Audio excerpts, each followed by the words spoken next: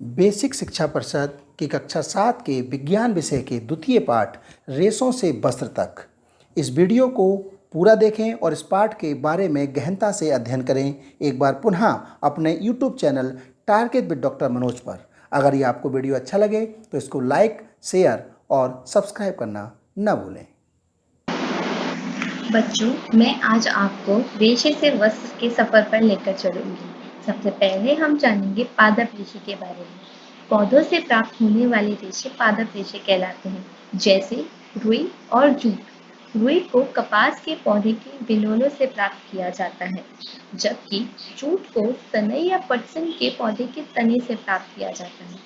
रुई का इस्तेमाल सूती वस्त्र बनाने, कागज बनाने, चादर बनाने, पर्दे बनाने आदि के लिए किया जाता है, जबकि जूट का इस्तेमाल दरी, बोरों और रस्सी बनाने के लिए किया जाता है। इसके बाद हम आगे बढ़ते हैं और जांतव रेशे के बारे में जानते हैं। जंतुओं से प्राप्त होने वाले रेशे जांतव रेशे कहलाते हैं, जैसे ऊन तथा रेशम। ऊन के रेशे भेड़ व अन्य जानवरों से प्राप्त होते हैं, जिनके शरीर पर अधिक बाल होते हैं। रेशम के रेशे रेशम कीट के कोकून से प्राप्त होते हैं।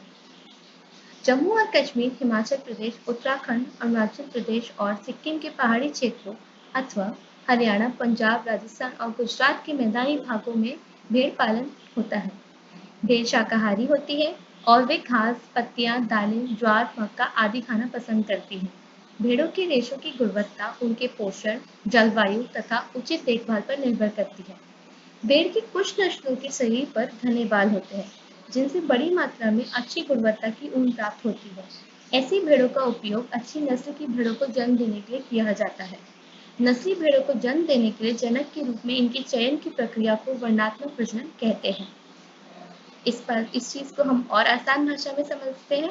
जैसे आपके शरीर पर दो तरीके के बाल होते हैं, एक आपके सर के बाल और एक आपके शरीर के रोए। ठीक उसी प्रकार भेड़ों के शरीर पर भी दो तरीके के बाल होते हैं, दाढ़ी के रूखे बाल, त्वचा पर स्थित तंतु रूपी मुलायम बाल। आप बगल में देखिए, ये है आपके दाढ़ी के रूखे बाल, ये वाले, और ये है त्वचा पर स्थित तंतु रूपी मुलायम बाल।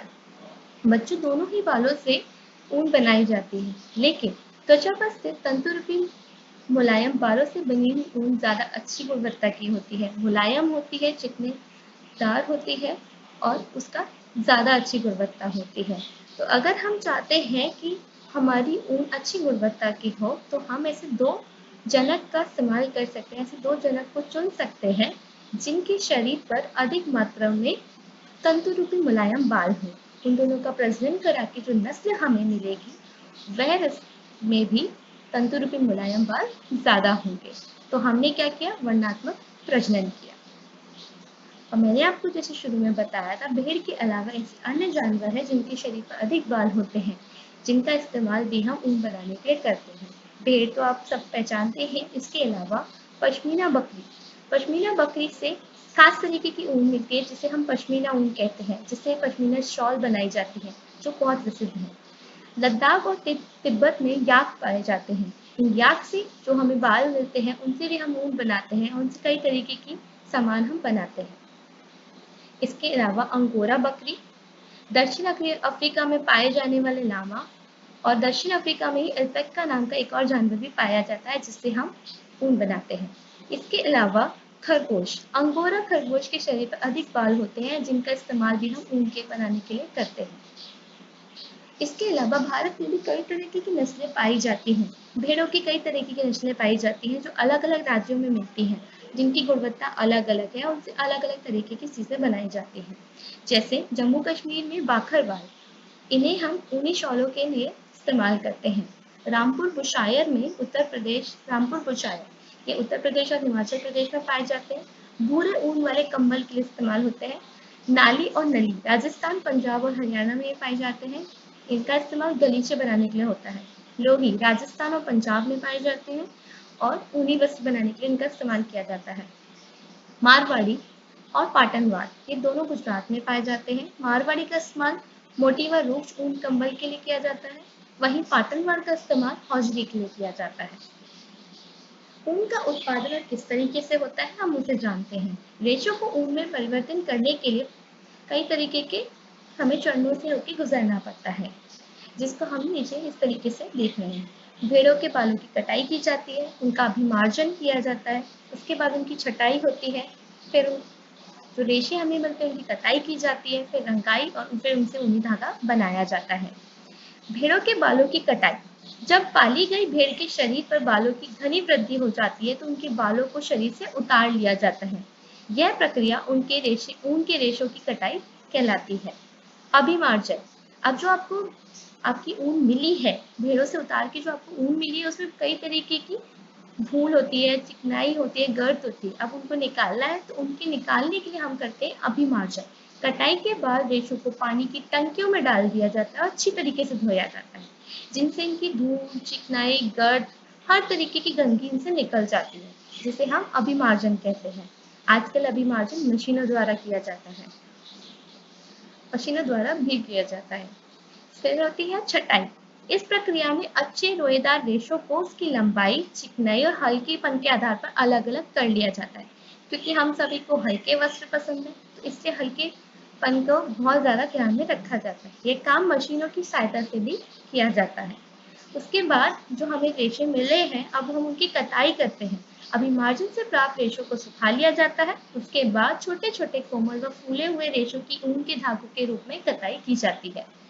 उसके बाद हम करते हैं रंगाई। हम अपने मनपसंद अलग-अलग तरीके के रंगों में इनको हम ढाल लेते हैं। प्राय काले, भूरे, सफेद रंग के होते हैं, लेकिन इसके द्वारा हम उनमें विविधता उत्पन्न करने के लिए उनमें अलग-अलग तरीके के रंगों से रंगाई कर देते हैं। इस प्रक्रिया में रेशे अक्सर आपस में उलझ जाते हैं। तो उसके बाद आती है हमारी अगली प्रक्रिया, ऊनी धागा बनाना। रंगाई के पश्चात जो रेशे उलझे हुए होते हैं, हम उनको सुलझाकर सीधा कर लेते हैं। उसके बाद उन्हें लपेट कर उनका धागा बना देते हैं। तो देखिए, सबसे पहले भेड़ की हमने ऊन उतारी, फिर उन्हें टंकियों में अभिमार्जन किया। मशीनों द्वारा भी कर सकते हैं अभिमार्जन हम। उसके बाद हमने उनका धागा बनाया। अब मैं आपको कुछ खास बातें बताऊंगी, जैसे कि ऊन उद्योग में क्या है कि हमारे जनसंख्या का एक बहुत बड़ा भाग लगा हुआ है। तो कुछ जंतु की रेशों की छटाई करते वक्त कारीगर कभी-कभी एंथ्रेक्स नामक जीवाणु द्वारा संक्रमित हो जाते हैं, जो कुछ समय बाद एक घातक रुधिर रोग, सॉटर्स रोग के रूप में दिखाई देने लगता है। सॉटर्स मतलब छटनी करने वाले, सॉर्ट करने वाले। तो जो ये जीवाणु होता है, जब ये लोग उस टाइम पे छटाई कर रहे होते हैं, उस समय किसी तरीके से इनके शरीर में आ जाता है, जो एक बाद में एक रोग बन जाता है। तो किसी भी उद्योग में किसी कारीगर को अगर ऐसे जोखिमों को झेलना पड़े तो उसे व्यवसायिक संकट कहते हैं, क्योंकि अगर कारीगर ही बीमार होगा तो वह कार्य कैसे करेगा और आगे व्यवसाय कैसे काम करेगा। भेड़ों की संख्या की दृष्टि से चीन और ऑस्ट्रेलिया के बाद भारत का विश्व में तीसरा स्थान है। और जो गुणवत्ता के आधार पर हम देखें तो न्यूजीलैंड की मेरिनो भेड़ों से सबसे अच्छी मात्रा में ऊन, सबसे अच्छा गुणवत्ता वाला ऊन हमें प्राप्त होता है। तो ये सारी बातें हमने ऊन के बारे में की। ऊन हमें कहाँ से मिलता है, कैसे मिलता है और हम उसे कैसे रेशों से धागों में परिवर्तित करते हैं। उसके बाद हम जानते हैं रेशम के बारे में। रेशम का जो उत्पादन होता है वो रेशम कीट पालन से शुरू होता है। रेशम प्राप्त करने के लिए रेशम कीटों के पालन का विज्ञान सेरीकल्चर कहलाता है। विश्व में सर्वाधिक रेशम उत्पन्न करने वाला देश चीन है। भारत का प्रमुख सेरीकल्चर केंद्र कर्नाटक के मैसूर तथा बेंगलुरु में है। लेकिन भारत में और भी जगहों पर रेशम कीट पालन किया जाता है। कर्नाटक के अतिरिक्त आंध्र प्रदेश, तमिलनाडु, पश्चिम बंगाल, जम्मू कश्मीर तथा असम में भी रेशम का उत्पादन होता है। उत्तराखंड में नैनीताल तथा हल्द्वानी ने भी रेशम कीट पालन में अग्रणी काम किया है। असम तथा झारखंड में कई किसानों का प्रमुख व्यवसाय भी कीट पालन ही है। वे पेड़ों पर रेशम के कीटों को पालते हैं। नर कीट की तुलना में मादा कीट आकार में बड़ी होती है और एक बार में सैकड़ों अंडे देती है। तो अब हम जब रेशम कीट पालन की बात कर रहे हैं तो हमें पता होना चाहिए कि रेशम का जो कीट होता है उसका जीवन चक्र कैसा होता है। तो सबसे पहले रेशम कीट के बारे में हम जानते हैं। रेशम कीट शहतूत, अरंडी, अनेक ओक के पेड़ों पर पाए जाते हैं। मादा रेशम कीट सैकड़ों की संख्या में अंडे देती है। इन अंडों से सफेद रंग के लार्वा निकलते हैं। ये लोग शहतूत की पत्तियों पे अंडे देती है, उससे निकला लार्वा। ये है नर और ये है मादा। मादा ने सैकड़ों अंडे दिए, उससे निकला लार्वा। लार्वा क्या करता है कि ककून बनाता है अपने चारों तरफ और उस ककून के अंदर ही वह प्यूपा में बदल जाता है। उसके बाद कुछ समय बाद उस प्यूपा से कोकून से बाहर आता है और एक वयस्क कीट बन जाता है। और इन अंडों से सफेद रंग के लार्वा निकलते हैं और इन लार्वा को हम कैटरपिलर भी कहते हैं बच्चों। लार्वा पेड़ की कोमल पत्तियों को खाकर 4 से 6 हफ्तों में ककून में परिवर्तित हो जाते हैं। रेशम कीट में रेशम ग्रंथि से महीन लसदार पदार्थ निकलता है जो प्रोटीन युक्त होता है। वह स्रावित होता रहता है। लार्वा अंग्रेजी की 8 के आकार में गति करते हुए अपने चारों ओर से लपेटता जाता है, जो हवा के संपर्क में आने पर सूखकर रेशम के रेशे में बदल जाता है।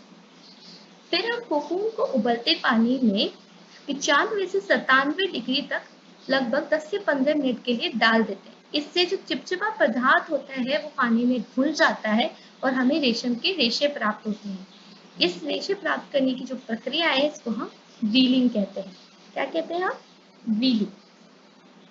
और मैं आपको कुछ और जरूरी बातें भी इससे जरूर बताना चाहूंगी। नर कीट की तुलना में जैसे मैंने आपको बताया था मादा कीट आकार में बड़ी होते हैं, एक बार में सैकड़ों अंडे देती है। किसानों द्वारा इन अंडों को सावधानी पूर्वक कागज अथवा कपड़े की पट्टियों पर इकट्ठा करके रेशम कीट पालकों में बेचा जाता है। कीट पालकों द्वारा इन अंडों को कीट पालागृह में उचित ताप व नमी में इस प्रकार रखा जाता है जिससे अंडों में से अधिक लार्वा निकल आए।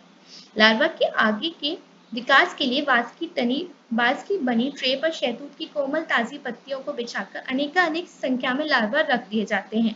लार्वा इन पत्तियों को दिन रात खाते रहते हैं और आकार में काफी बड़े तथा मोटे हो जाते हैं। बीच बीच में ट्रे की सफाई करके नई पत्तियों को रखते जाते हैं।